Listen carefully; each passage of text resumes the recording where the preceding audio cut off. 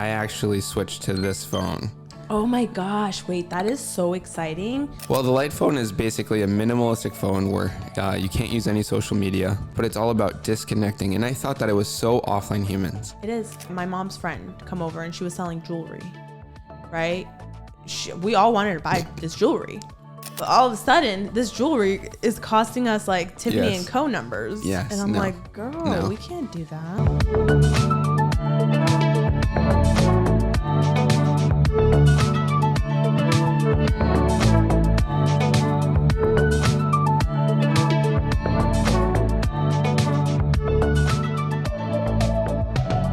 Hello there, and welcome back to the Natalie and Dennis Show podcast. Happy Friday podcast. Wow. See that? When I have camera control, how exciting and how amazing the show becomes.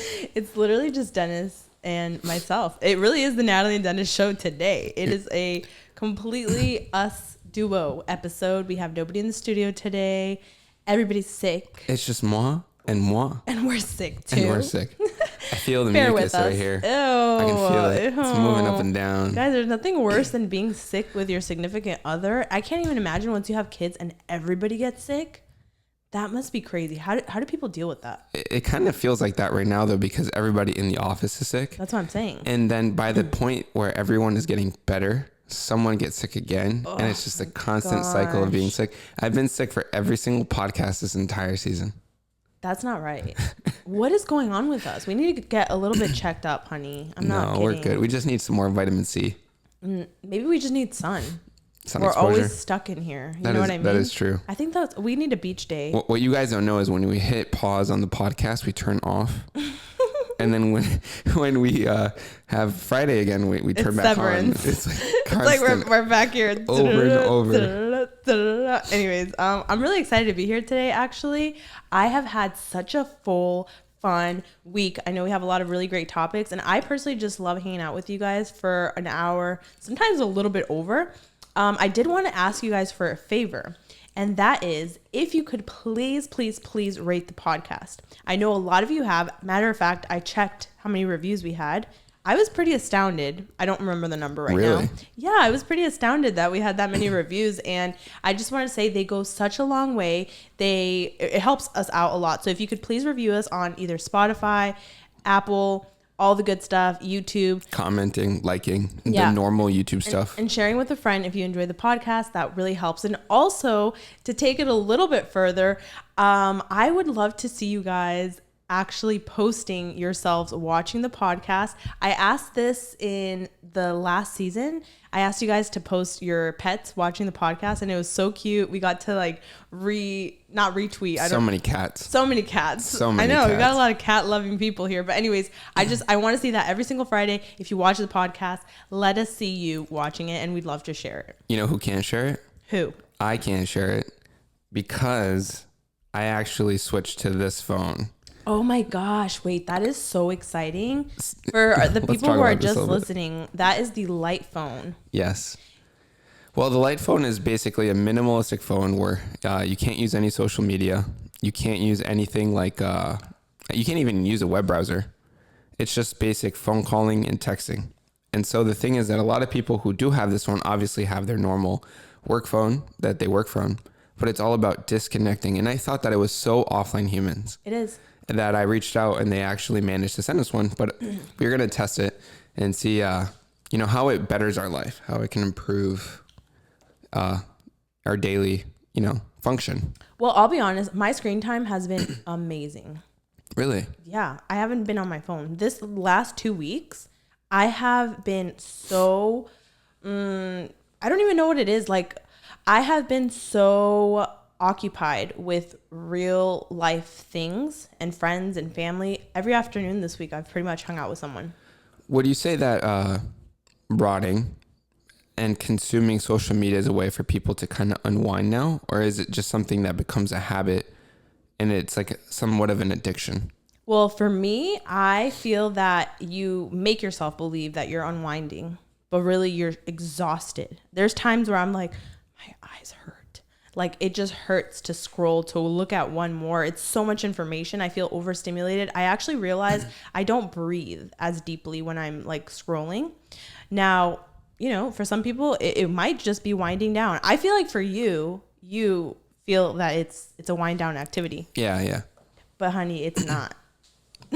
Well, you look stressed when you do it. No, I enjoy it. No. The thing is, for example, if I missed a full soccer game, let's say a soccer game was going on TV, and obviously I don't have 90 minutes to watch it, I'll watch the highlights. It's more of like bite-sized consumption of longer format things that I would have wanted to watch. Which I think is so negative. I'm going to be honest. So you're saying that I should watch the full 90-minute game? Yes, I think you should actually sit down, give yourself that 90 minutes to watch a show. Something I realized recently is, because I do feel that YouTube is a different form of consumption. I feel that when I watch YouTube, yes, it's for entertainment, but it also feels like it's more learning. And I slow down. I slow down a lot. And this week I was learning a lot about how we don't think anymore as people. Why are you laughing at me? Because you're barefoot. Yes, I am. And what? It's giving Rick Rubin. Who's that? Rick Rubin's the guy that says that he understands music and helps people with like... Listen. It's giving Yogi. It's giving I'm Steve Jobs right now.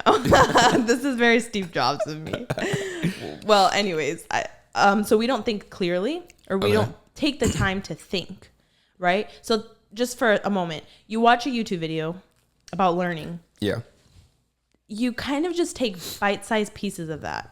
Then you find yourself telling a friend that same visual of what you just learned. Yeah. But a lot of the time, you can't even put it in your own words.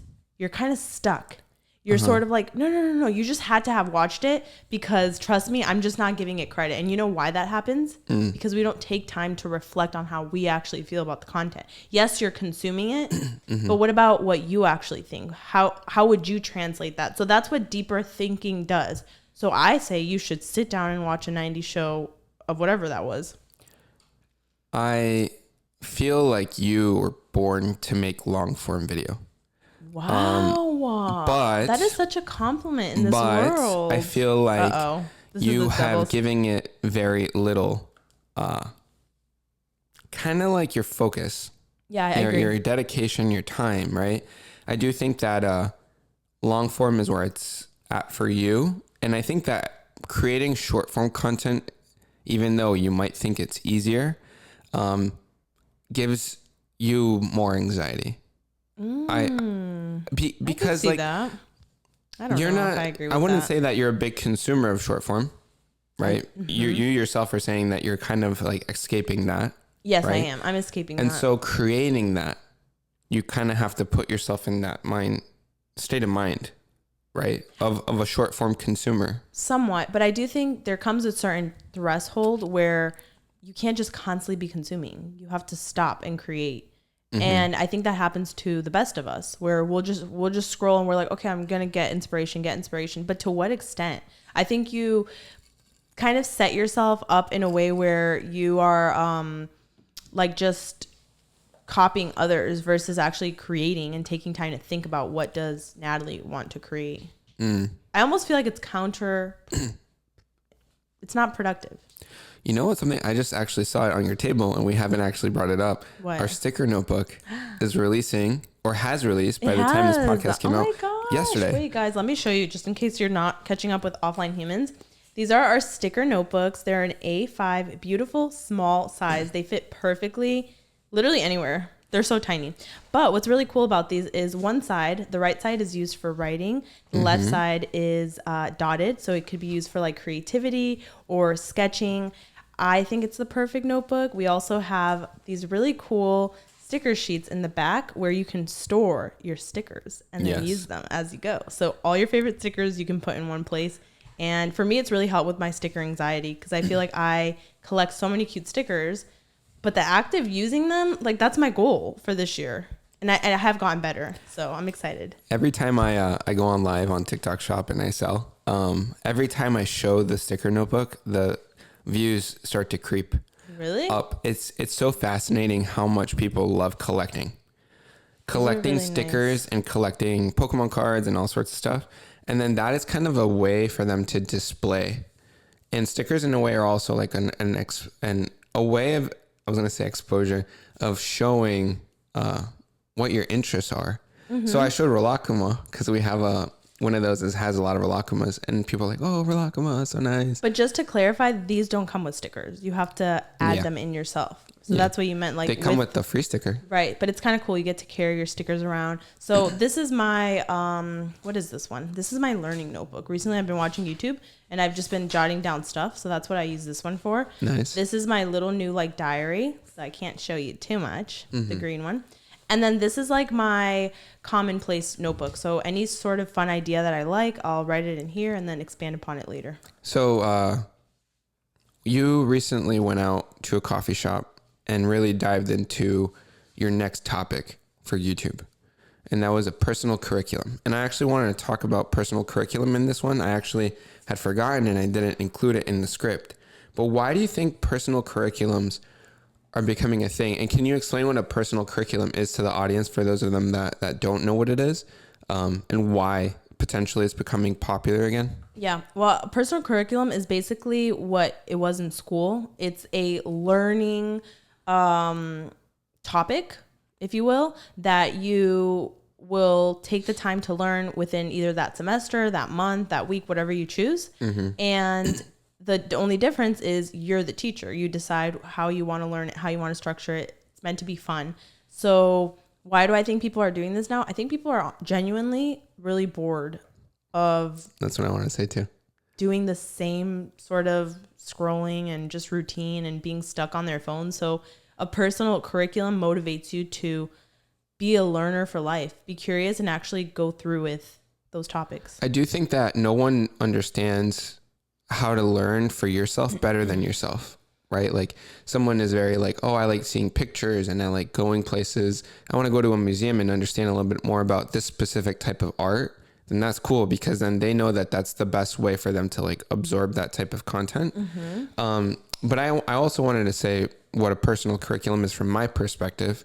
It's basically you're walking into, let's say, an English class, and it's that first sheet that they hand you, like, oh, this is the exam of this week. This is what we're learning. Syllabus. This is the syllabus. You're basically creating that, but for yourself, right? And so how do you learn? Through a lot of reading. That's kind of how a lot of people have set up their personal curriculums, where they're consuming and reading maybe 4 or 5 books about a particular topic.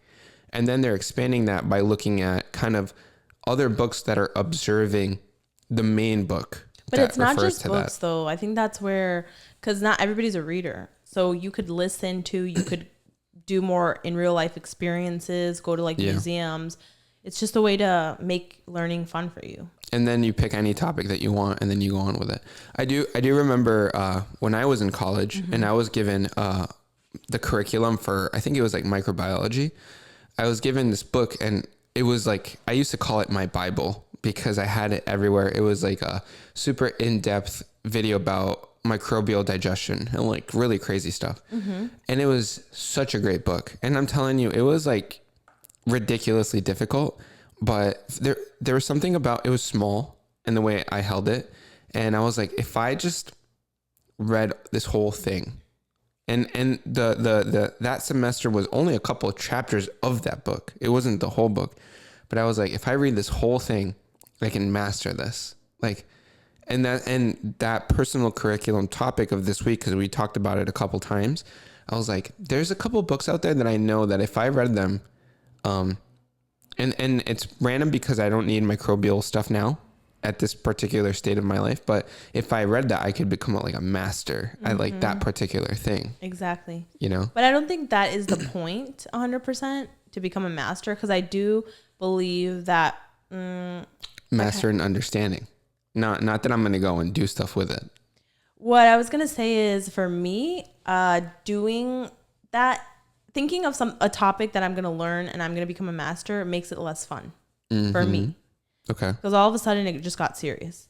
And that's not the point of a personal curriculum. A personal curriculum, it's to continue that curiosity of learning and just for you to do it on your free time instead of like scrolling, instead of wasting time doing whatever, you know? I do think that it does require a certain level of boredom in order to start a personal curriculum. I don't know if anyone would just start one up out of pure curiosity toward the topic. I've been doing this, but I never gave it that name. I've been doing this for years. Really? Yeah. If I'm interested in gardening, for example, all of a sudden I was like, oh my God, how do I grow how do I grow roses? I'm watching YouTube videos about it. I'm going to the library, learning about it. I mean, oh yeah, but does that make that a personal curriculum? Yes, because you know what that curriculum was called? Attaining Martha Stewart's Dream Garden.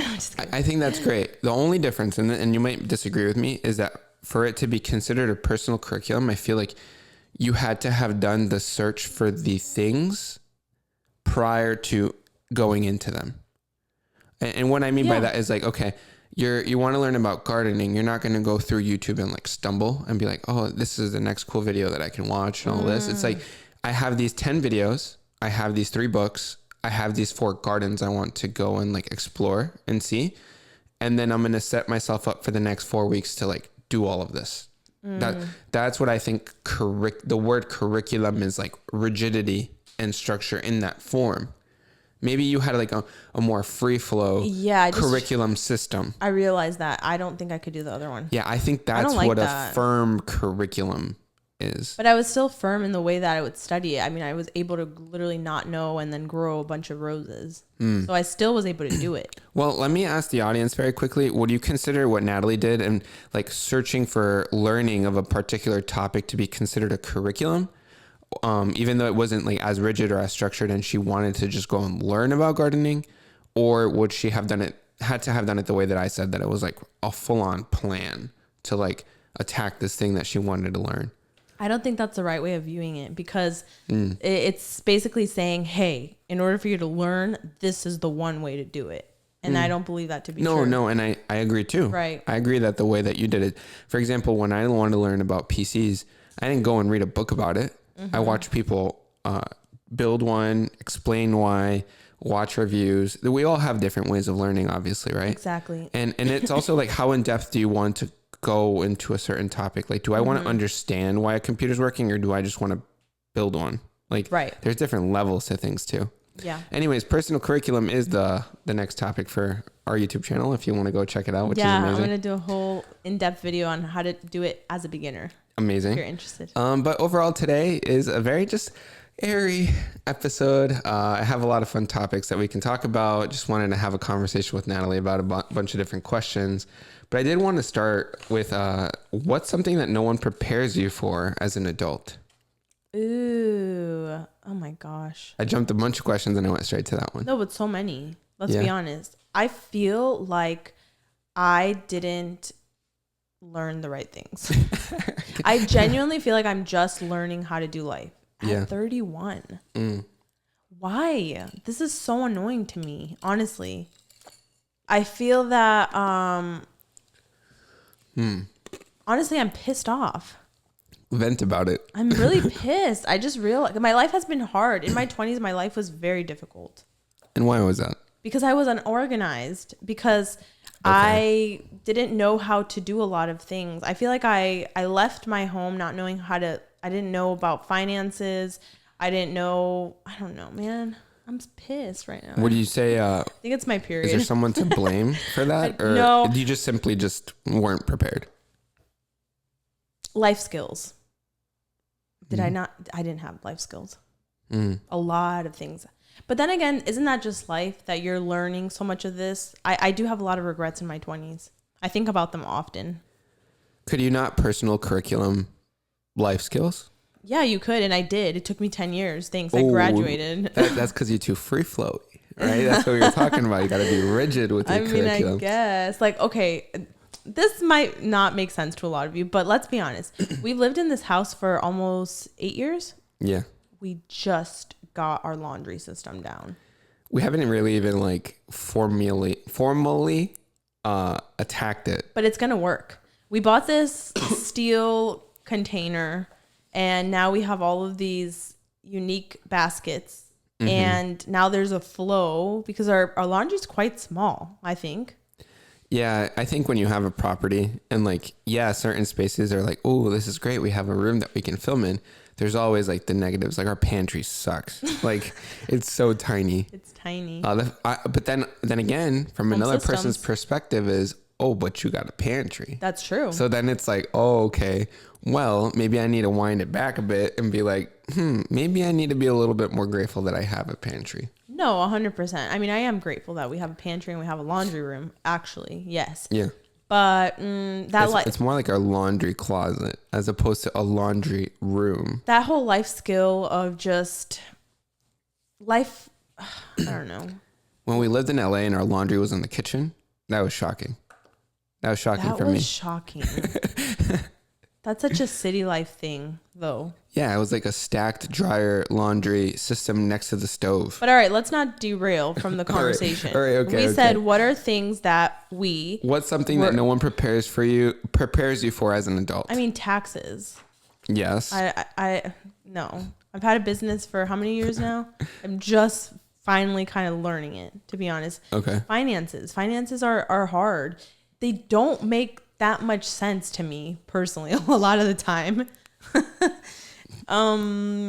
What about you?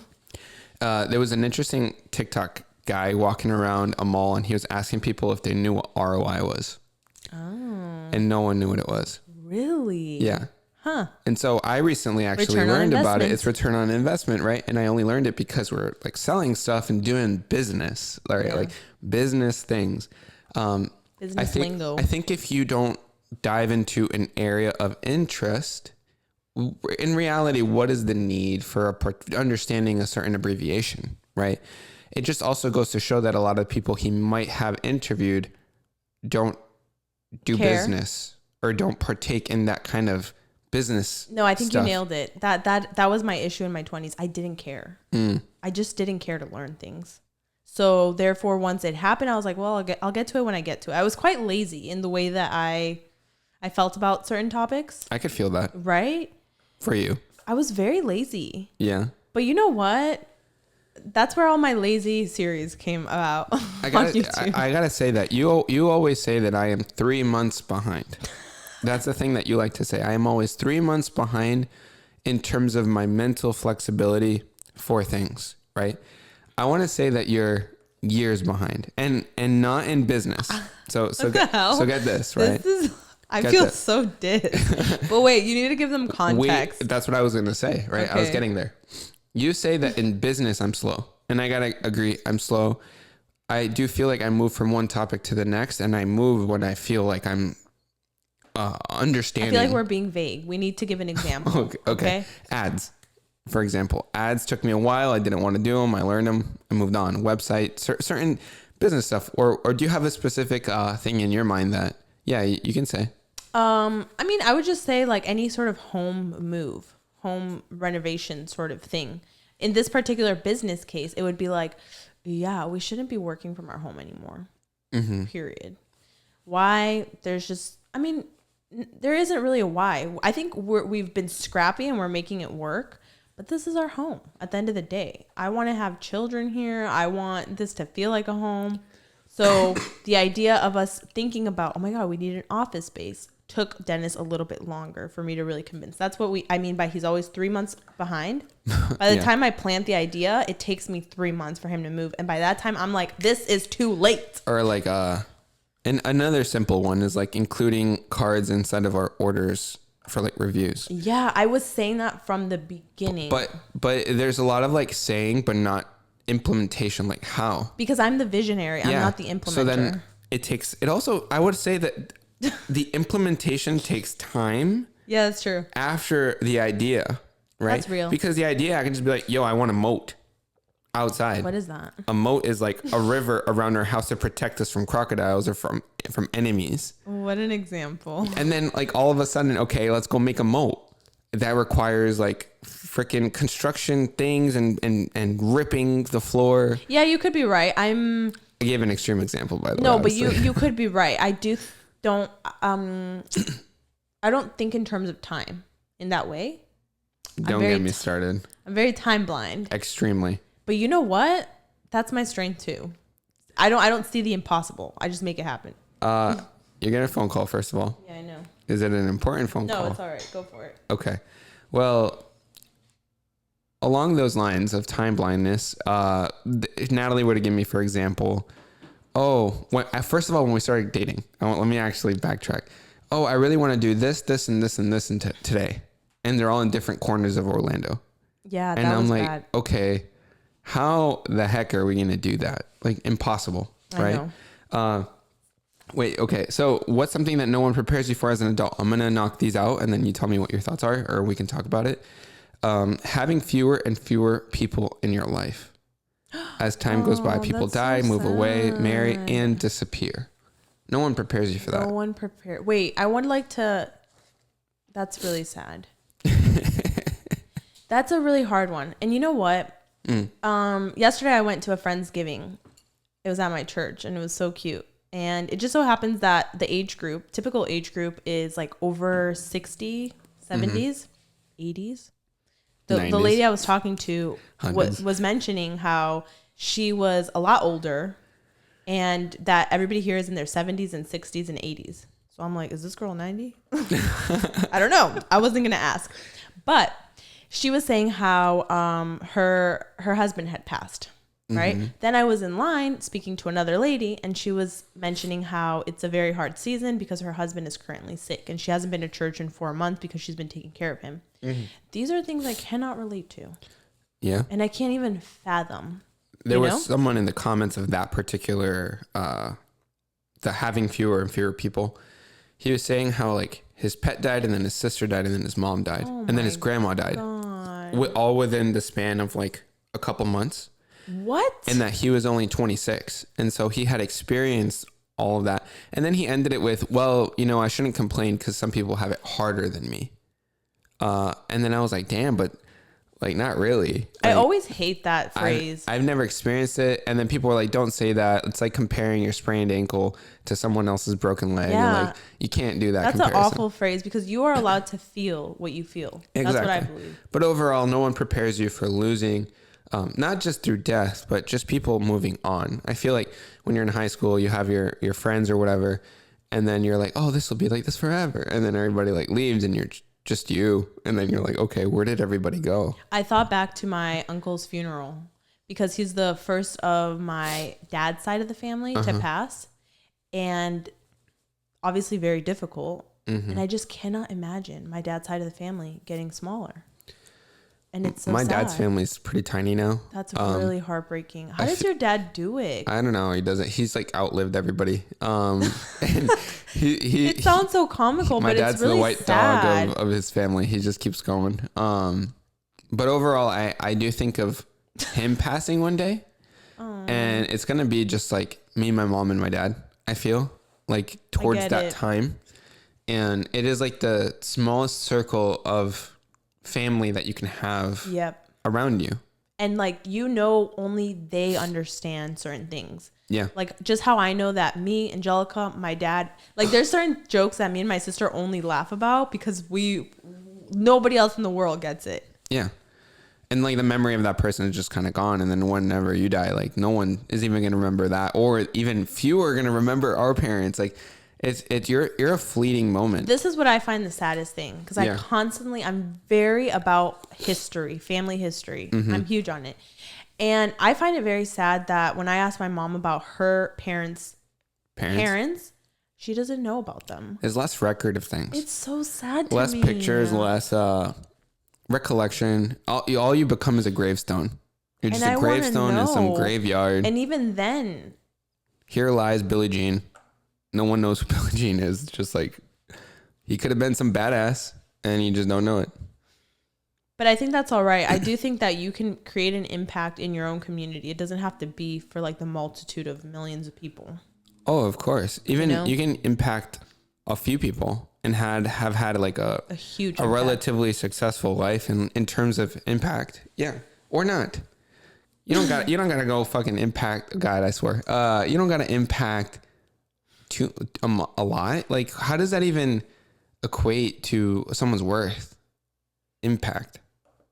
I don't know, honey. You threw that question. I don't know what you're thinking. I don't know. This is going You're going deep. Okay. Prepares you for adulthood. Grief and how to cope. Awful. That's the worst feeling in the whole world.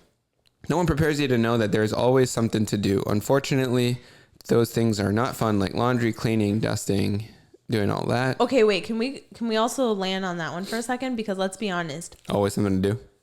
That is a never-ending chore. I think you just have to realize you'll almost never check that off.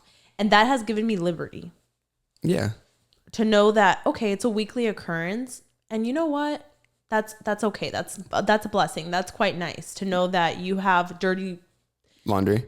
I was gonna say dishes because then you ate. I don't know about the laundry. The laundry one always gets me. The fact is, you wash your car, okay, wash it again.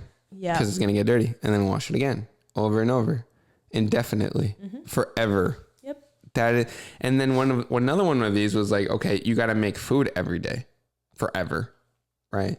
All right, this is really depressing. It just never stops. It's just a part of life, and that's okay. Recently, I've accepted that's all right. Okay. I do. Let me throw a fun fact. I want to throw a fun fact in here just to spin it. But most of Costco's profits come from memberships. Okay. Costco doesn't actually make that much from product sales. And 65.5% of the company profits come from membership fees. I was just thinking, okay, wait, because we make $0. We actually lose money from this podcast. So maybe we should do that. We should get members. This is a members only podcast. Imagine. That'd be kind of cute. What do you mean? Not members only, but I was just thinking about how Costco only makes that amount. I went a little bit more in depth into that, and I figured out that no, not really. They actually make a couple billion off of selling product.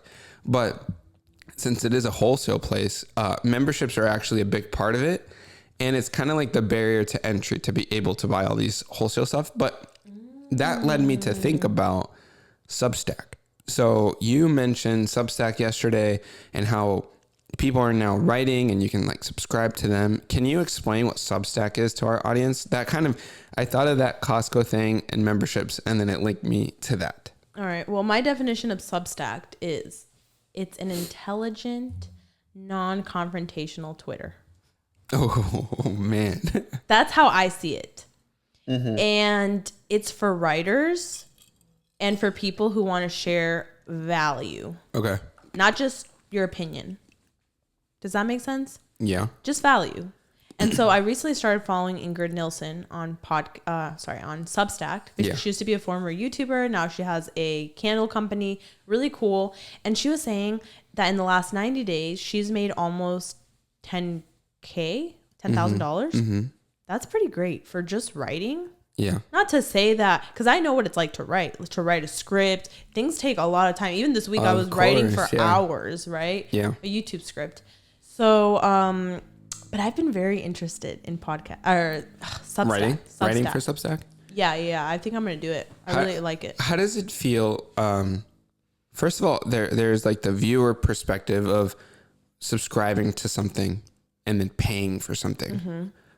Whenever I had always in my life thought about paying or subscribing to something, I think big corporation, Netflix, paying for my internet service, paying for like bills, utilities, that kind of stuff, right? And then as of late, I've never been very into Twitch streaming or watching streaming in general, but there is that subscribing to a person, right? To a single individual who's creating content that you enjoy, and you subscribe, whether it be because you want to support them or give them money, or you just want to show appreciation, or maybe you really just want that content so bad that you want to subscribe.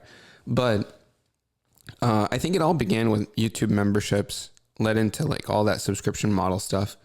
I wanted to ask you what your thoughts on it, and then maybe I can give my thoughts on it. But how do you feel like that's the future of content, that it's all kind of like behind this firewall, I think that's what it's called, or paywall of protection, and you have to like pay for all these things, kind of like a mini subscription plan for everything? Well, at first when you were saying that, I had a different opinion, and I was like, yeah, people should pay for certain people's opinion and value. I still believe that. I really do. I had a very difficult time with that because I created free content for so long on YouTube. Therefore, all the worksheets that I gave out for free, which were literally 500,000. Well, people subscribed to the documents, the worksheets. Yeah. like I could have profited off of that, but my mind wouldn't let me because I couldn't believe that anybody would pay for that. Okay. That's why it took me so long to start a business, because I was like, I already do free stuff. Of course, I was paid by YouTube's AdSense. I was paid by sponsors. I was paid through like links, affiliates, but I could never fathom that. And I think that made me shrink myself.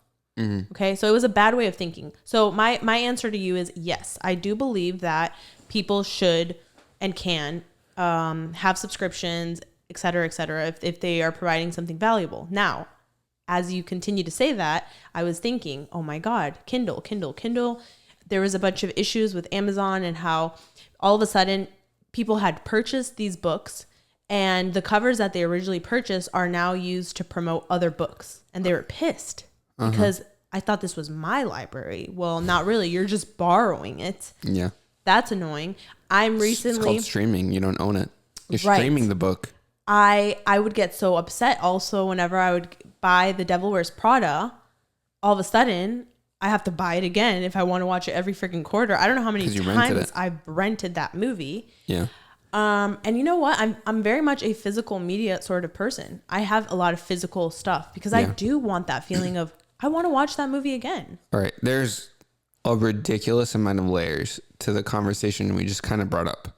So first of all, I wanted to say that your idea of free content, we are creating free content for people, stuck to me too. And so anytime I had to charge anyone, and even in the pricing of the Best Me Journal, in the way that we do things, I feel bad. I feel bad charging. I feel like everything we do should be free. I don't have memberships on our Instagram I don't have memberships on anything.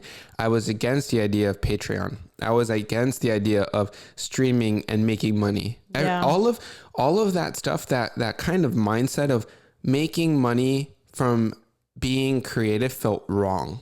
I agree 100%. I used to feel that way. I battle with that. I feel that too, though. I still battle with it, but let's be honest.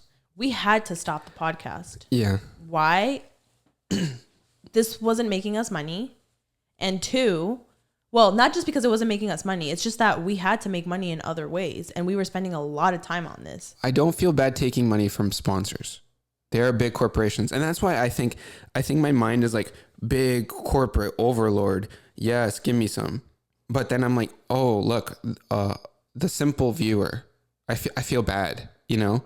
But recently I've also battled with that. Here's another layer to throw into all this. Yeah. Right? The big corporation. Think of something like, I don't know, okay, I'm thinking about farmers markets. That's small. That's okay. No, okay, it is. Yeah. So, but go ahead. I went to a farmer's market. Mm-hmm. I really wanted to support the person. Yeah. I'm sorry. You're telling me I have to pay $75 for this? $75. I can't even remember. I think it was like a book or something. No, hell no. And I was like, I want to support you, but I just know that I could go over there to Barnes and Noble and get this book. You know what I mean? They did their math wrong. So that's what I'm saying. So there are certain moments where you're like, or for example, we had some sort of my mom's friend come over and she was selling jewelry, right? We all wanted to buy this jewelry, but all of a sudden this jewelry is costing us like Tiffany & Co. numbers. Yes. And I'm like, girl, we can't do that. That's what I'm saying. Like, so that's also, it's like that's like value and screwed up ideals of what that particular thing is worth. But let's be honest. But they also don't feel bad about having ridiculous margins. And especially now that I've learned about margins and products, it's all perceived value. Oh no, that's what brands are. Exactly. That's the whole thing. But they're charging those numbers without having built that brand value. I think they're charging before they even give you ethos or any idea. It's like, oh well, this is worth this. And then if you do research, okay, Alibaba, like come on now, like that's not worth that, right? For a lot of people, okay, you got a blank sweater. If I go to a farmer's market and someone is trying to shove me a sweater in my way and they have a logo on it and it's just a blank sweater, I have to have some sort of feeling or attachment to the brand's message. That is where the real value lies. So that happened yesterday at the church event. Yeah. where the whole church event was for human trafficking. Okay. Right. And so they were selling sweaters and hats. Okay. And it had a message on it. Obviously, we know how, like, we've done the back end stuff, like merch and stuff. So we know how much things really cost. And I think people are becoming more transparent to things. Yeah. So the sweater was, I was looking at it and I'm ready to be a little bit shocked. I kind of feel where this is going. Well, the thing is, I don't want to be judgmental. So that's the thing. But I didn't buy it. How much was the sweater? Let's just say I didn't partake because first of all, I didn't like the sweater. So I was like, Okay. I like the mission. All right. But I really can't see myself wearing that sweater. And I'm trying to be really good with my finances. So I was like, I'm not about to drop $75 on the sweater. I live in Florida. Wow. I live in Florida, right? So they were showing, wait, this is really funny. So they had like a little scanner thing. And so they were showing everybody like step by step how to do it. So everybody in the table, all the older women were taking their phones out and like scanning or whatever.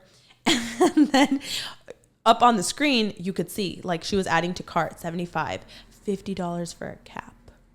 Okay? No way. Wait. But again, it's for a good cause. Doesn't matter. I feel bad.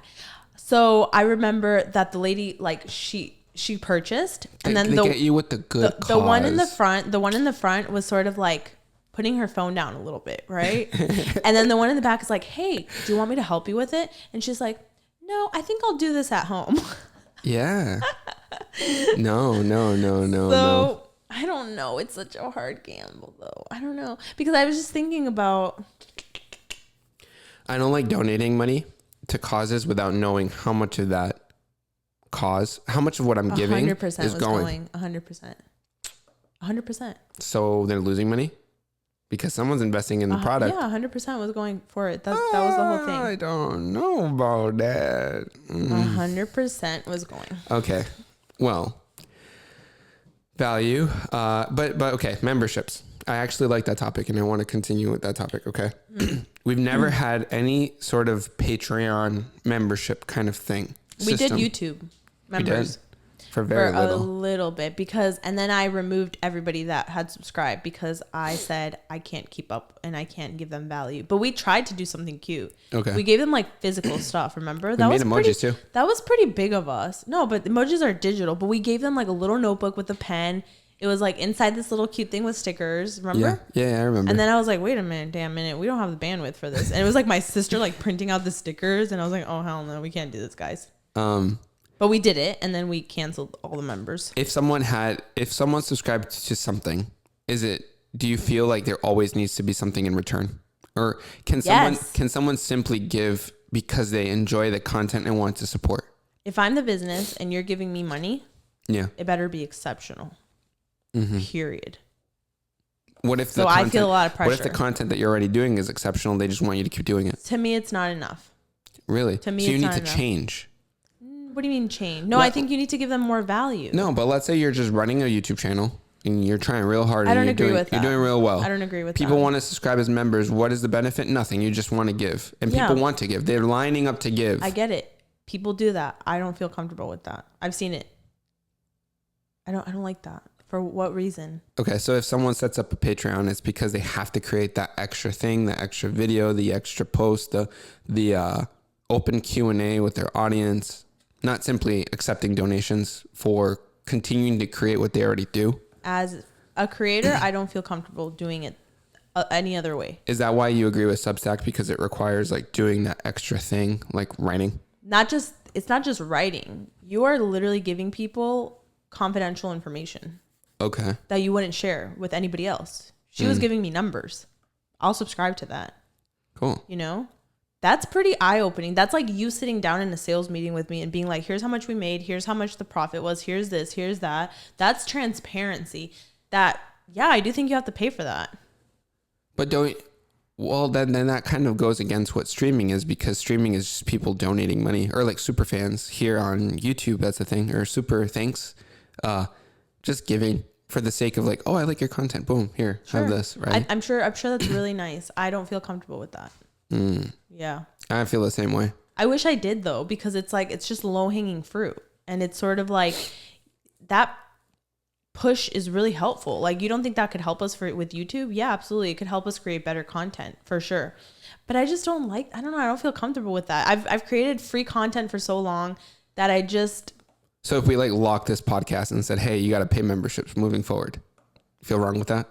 Like, what else are we giving them? Are we sitting with them maybe once a month and doing a live thing and we're all chatting? Maybe it's something that's different Always from what we've done. Okay.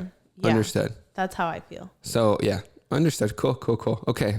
Wow. We went from Costco to memberships to Patreon. So all these things. But I'd like to know what they think, honestly, because it's a battle, I think, as a creative, as a business person, and just as a consumer.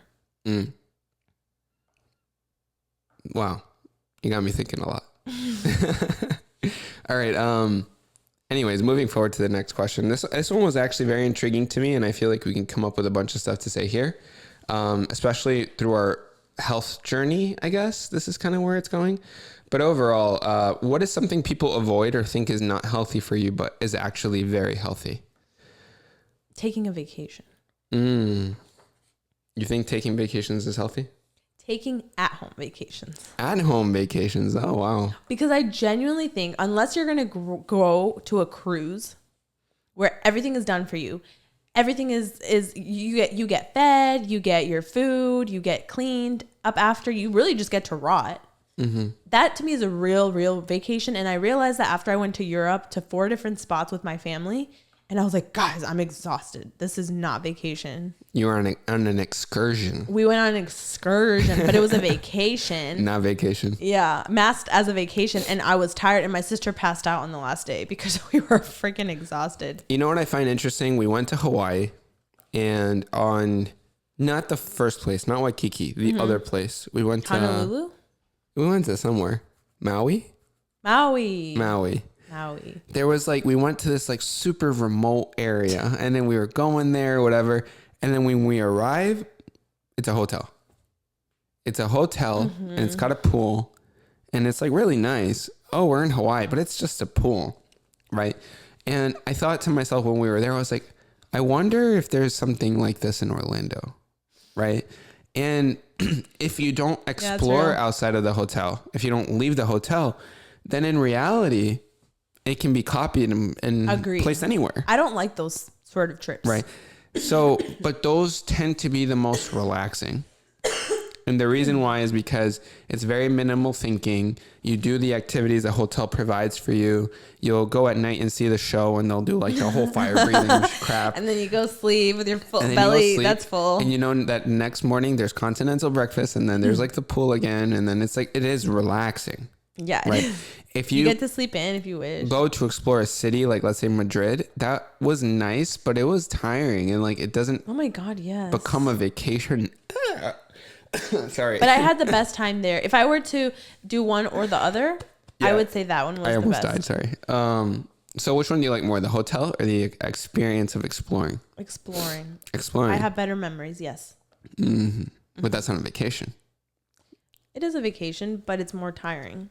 I really see Japan as a semi-excursion, semi-vacation. That was actually really nice. That was a great one. I think that it was also very nice because of the length of time. If you can actually set aside maybe more time than what you thought you needed, is better because you can do everything that much slower, like slightly slower. Yeah. You don't feel like you got to experience everything right away, like run and prepare everything. Have a curriculum for touring. So that was one. Going. Yeah, taking a vacation for me. Taking a vacation. So yes, I think that is something that people avoid. That is, what is something that people avoid that think is not healthy for you, but is actually very healthy? Yes, a vacation. Another one was not being in a relationship. That it can actually be healthy to not be with someone for a while. Yeah, I agree. That's true. We all know those people that like break up and then immediately enter another relationship and then immediately enter another one after that, right? Would you say that, and I know that when you were younger, you had a lot of relationships. Was there a reason why you never had like a moment where you were just simply just like yourself? I was trying to get over someone. Oh. Yeah. I think you tend to fall in that trap. So it's just simply to get over someone else? Yeah, because my mom would always say, un clavo saca otro clavo. Which means what? A nail will take out another nail. Yeah, it almost sounds like not possible. Maybe not. I don't know. It's some sort of saying. But yeah, that's why I think I did it. When I really reflect back, I'm like, yeah, why did I even date that guy? Oh, he was just there and I was trying to get over somebody else, I think. Yeah. Do you think that in certain circumstances, instead of having entered into another relationship, having been alone for a while would have been healthier for you? I don't think so. Really? Yeah, because I was pretty depressed. About leaving relationships? And the only thing that would help was entering another one? Because you're kind of distracted. That's what it is. You're distracted. You know the pain of having your heart broken? I don't think you do, honey. You know what, Natalie? That actually makes me think, right? And one of them was being bored, right? Just simply having nothing to do. But I do feel like life is distractions. Life in reality is just distractions from... Okay, so we earlier in the podcast talked about the chores. Like chores are that set of tasks that are unavoidable, right? And then above that is kind of like the simple pleasures of watching TV and scrolling or whatever. Those are the distractions, right? The distractions that take away from all of these other things, right? But it's very seldom that you do a higher level activity that you actually have to go and like put more input into. But at the end of the day, that's kind of a distraction too, right? Wouldn't you say just everything we do in a certain way is a distraction from things that need to be done? I think you're a philosopher. You think way too deep. At the end of the day, there's very little time to just exist and just be, because we're always filling our curriculums and our cup, our life, right? And being bored is very healthy. And I haven't been bored in a while. You haven't been bored in a while? No, I haven't been bored. And what that's do why I tell you? I'm actually looking forward to this phone, like I had mentioned to you, because, and you told me yesterday, and we had a little bit of an argument about it, right? How I'm always trying to fill my time. And I have, to a certain extent, realized that. But sometimes the things that I find myself doing are boring. Like what? So something that I've been recently doing is when I'm packing in the packing room, I'll play music, or I'll put the TV and I'll have it as background noise, right? But at the same time, is it wrong for me to do that, or should I just solely pack? I feel like I have to have all these things kind of. But that's not the distraction I'm saying. That's not what I was referring to. What were you referring to? You'll be cooking and you're scrolling on your phone. And I'm there. Okay. So it's kind of like, hey, I'd love to fill that time. But it seems to me like you were also annoyed when I'm just simply on my phone, but you're not there. Like what do you mean? So yesterday I was, for example, just eating. But I was waiting for you upstairs. No, that what we had agreed on was that I was going to go downstairs and eat. And I said, hey, you want to go with me? And you said no. But I didn't want to go with you. I wanted to relax. But I didn't think it would take you so long. It took you longer because you were scrolling on your phone eating. So then when I came down after like 30 plus minutes. I was just eating. And that's another issue that I have recently is like, I feel like your time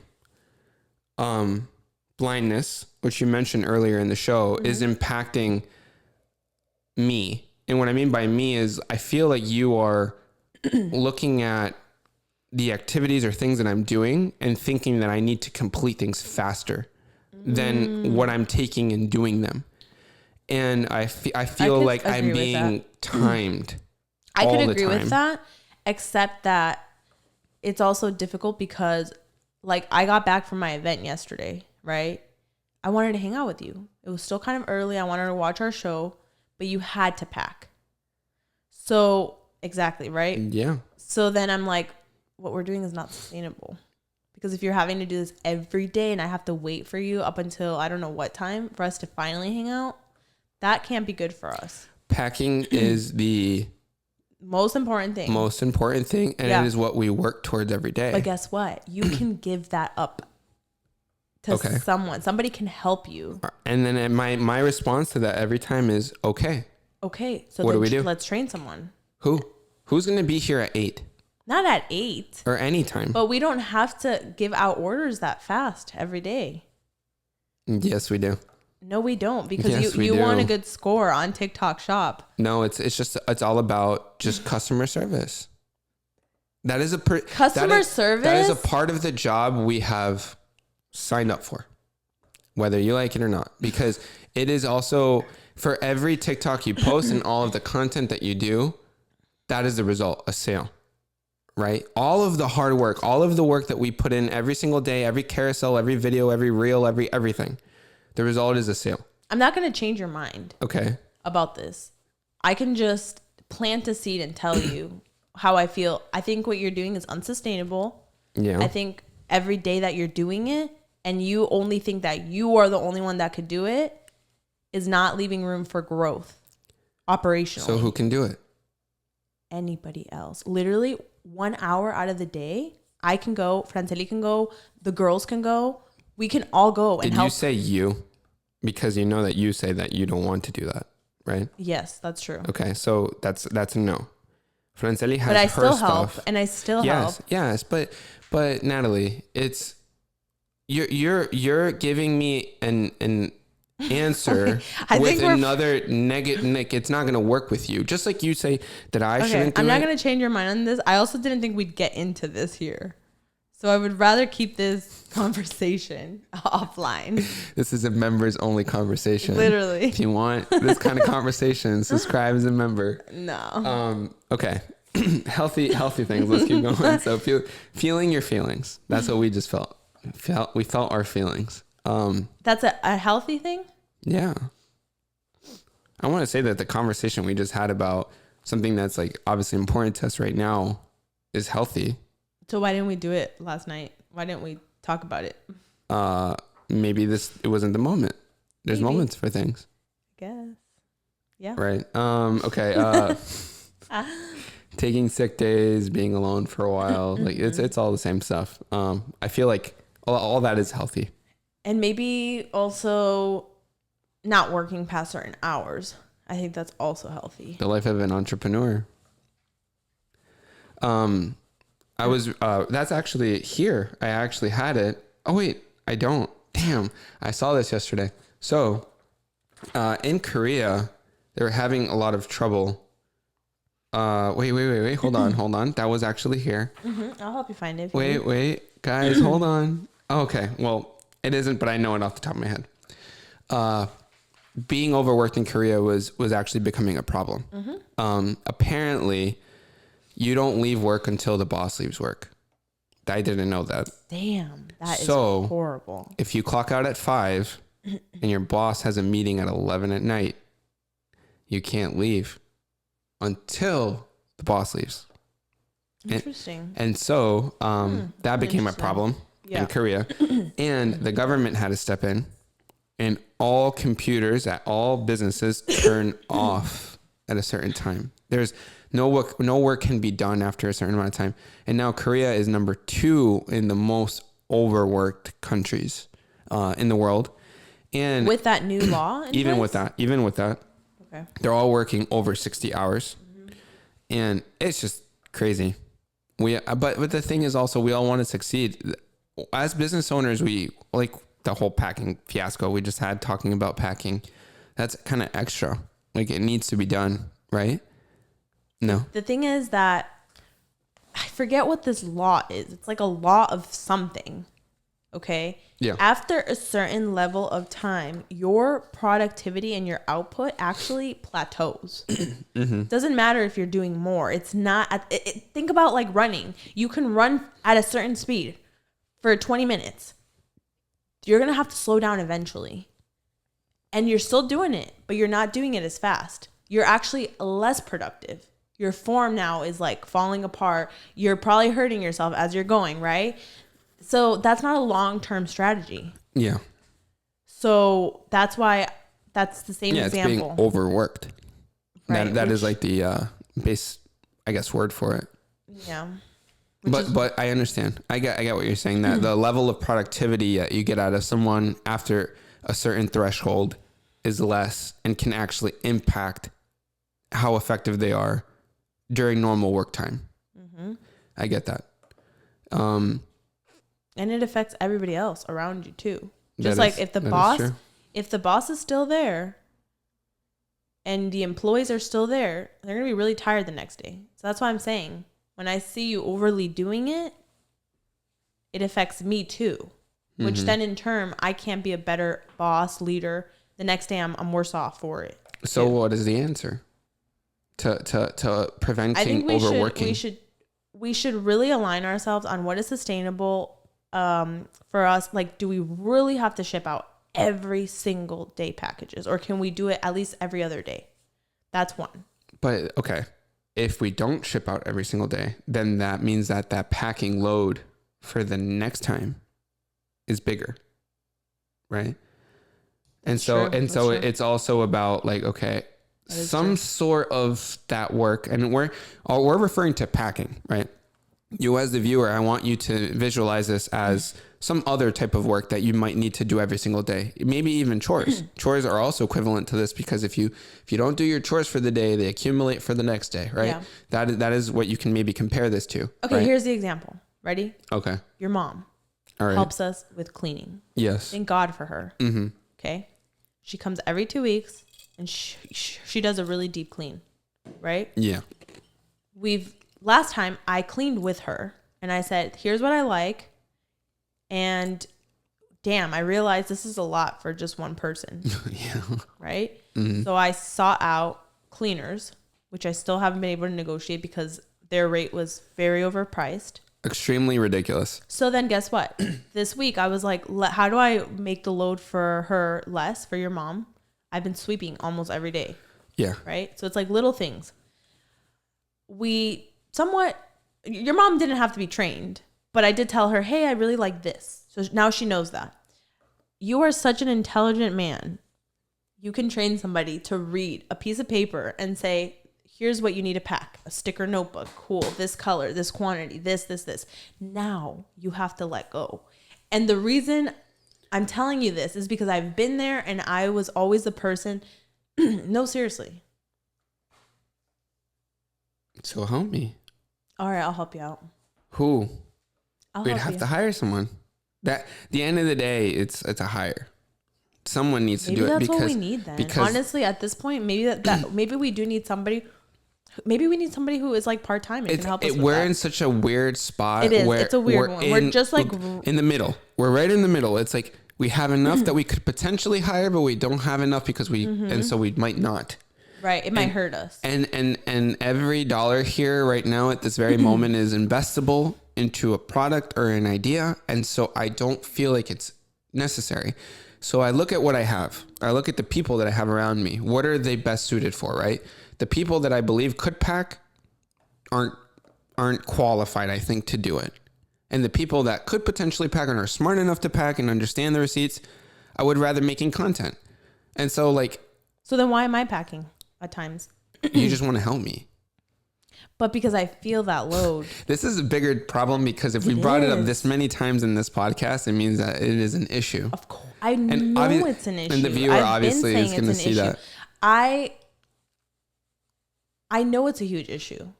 I wouldn't have been asking. Logistics is the core problem in most businesses. Shipping is the hurdle. And from a perspective like the one I'm seeing, it's not that difficult to change. So fine. If you don't feel like you can be the implementer in that, then I have to figure out a way to do it.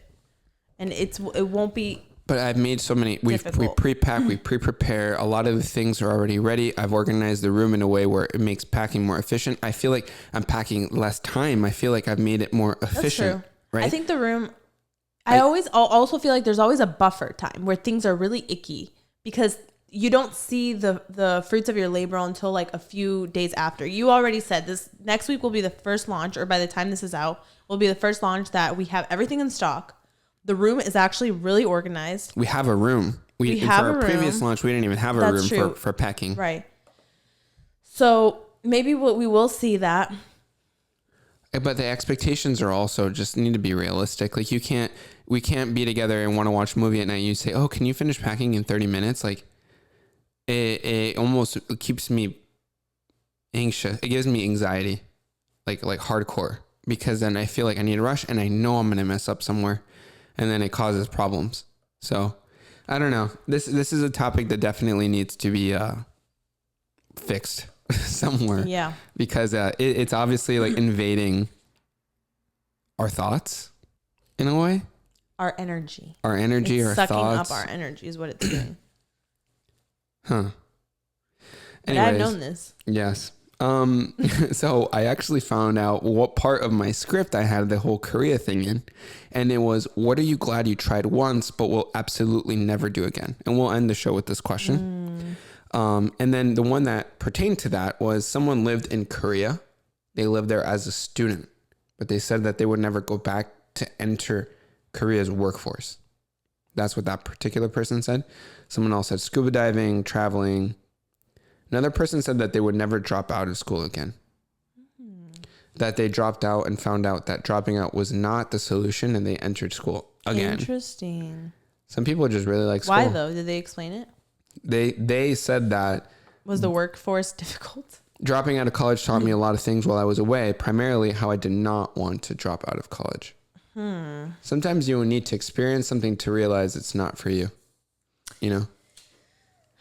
I'm trying to think what would be one for me, because I thought about my breast implants.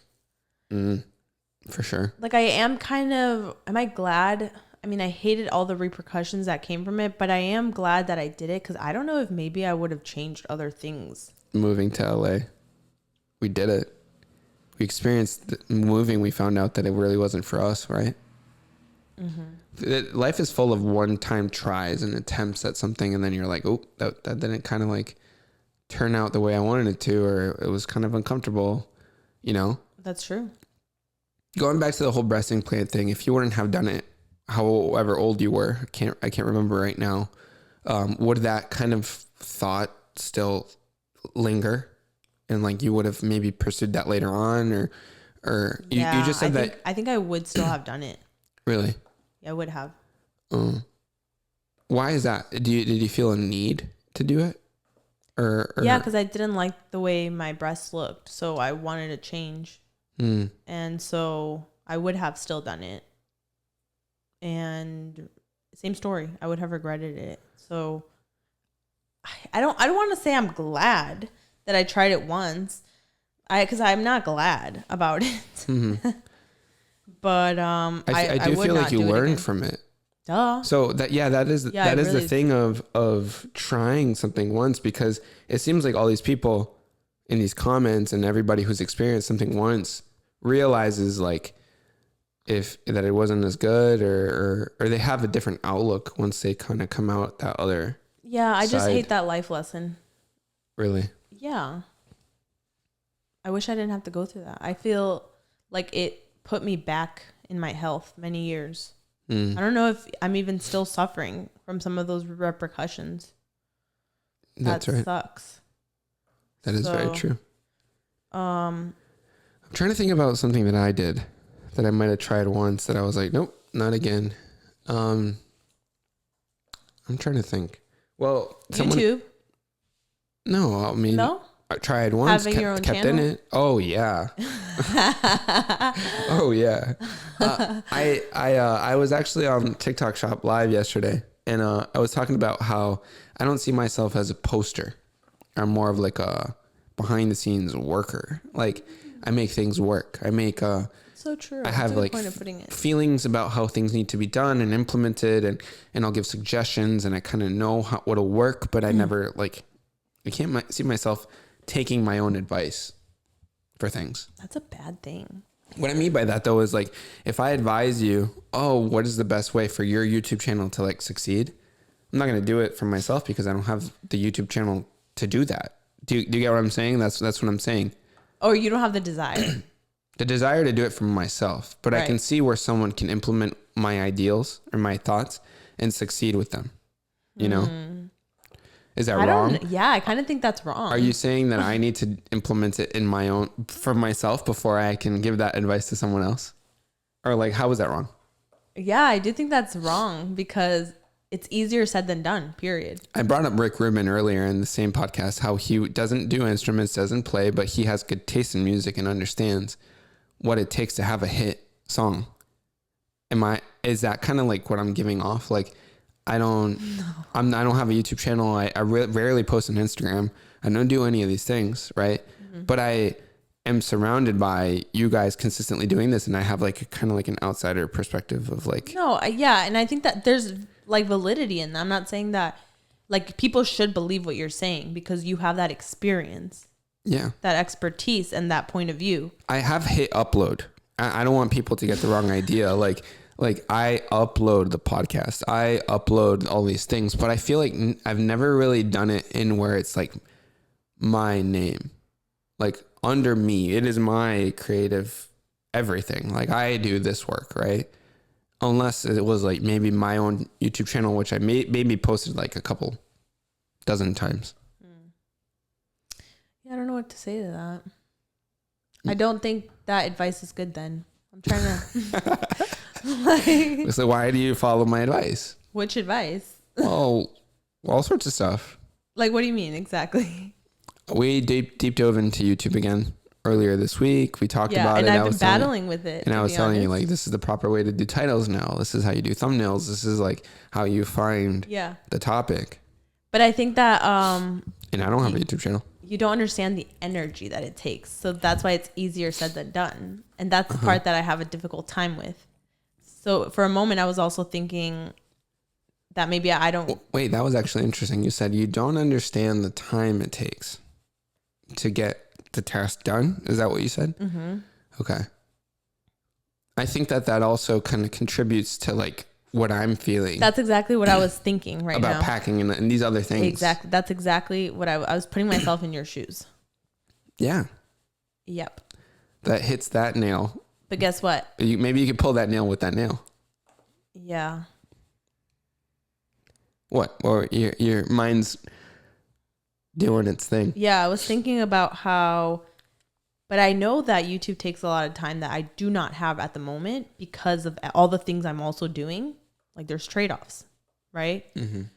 So I'm looking into hiring somebody part-time because of that. So that should be the same framework we do for it's always packing. Looking at what is the one task that is just time-consuming and you can give away. And I want you to understand that I see what you say. I hope someone could take packing away and just do it, but do it right, do it efficiently, timely, put enough care into it that I know that, okay, that's dealt with. Like, I don't got to go and like do that. And you don't think anybody could do that? No one has enough care. See, that's a problem. That is a worker problem. That's a worker's mentality, and that's an issue because you can't grow like that. Okay. You can't. You have to be willing to give things up. And that's why we're going to be stagnant if we don't give that up. I've never gotten as many comments or reviews saying that they've missed a product since I was packing with you. Both of us. I don't get it. What do you mean? Even having you pack, there is mistakes. I've seen it in our reviews that, oh, I'm missing pens. Oh, I'm missing a sun catcher. Oh, I'm missing tabs. You know, anytime I pack with someone else simultaneously, there's always issues. And when I'm packing by myself, there's nothing wrong. So that's what I'm saying. I have to be careful. There's probably issues with me because I have overworked myself. And now I'm there past a certain time. Agreed. So I'm tired and I have a lot on my mind. So that's probably why those things happen. Yeah. When it's just you, this is your one task you're giving yourself. At night is what I'm saying. Right. Mm-hmm. What? No. It's fine for you to say that. Mm-hmm. Is that okay? Continue. So therefore, when you're the one, it's just like with the podcast bits, right? Last week we had an issue. When I did it by myself, I was able to get it to work properly, right? Yeah. But I still believe I can give that up to somebody to help me. Getting a job that can be done by one person and splitting it amongst many will always cause conflict somehow.